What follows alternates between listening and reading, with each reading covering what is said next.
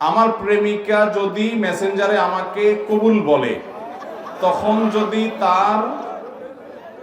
তার কি এটা কয়েক বছর পর আমার রিলেশন ভেঙে যায়, তখন আমাদের কি হবে?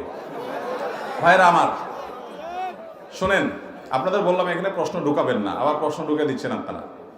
ভাই, এটা হাসির কথা না। আমাদের অনেক যুবক ভাইরা, অনেক যুবতী বোনরা মূর্খতার কারণে, অজ্ঞানতার কারণে ইসলাম সম্পর্কে তারা এরকম অনেক ভুলভাল কাজ করে বসেন। অনেক সময় বলে যে ঠিক আছে, এখানে তো আর কেউ, যেহেতু বাইরে সাক্ষী আনতে গেলে চূড়া খাবে, এই জন্য বলে আল্লাহ সাক্ষী। একটা কথা আছে না, অতিভক্তি চোরের লক্ষণ। বাংলা একটা কথা আছে না, অতিভক্তি কিসের লক্ষণ? এত মানুষ থাকতে তুমি আল্লাহর সাক্ষী বানাইতেছে। আরে বাবা, কি আল্লাহর ওলি যে ডাইরেক্ট আল্লাহর সাক্ষী বানাই ফেলতেছে। এই অতিভক্তিটা লক্ষণ কিসের?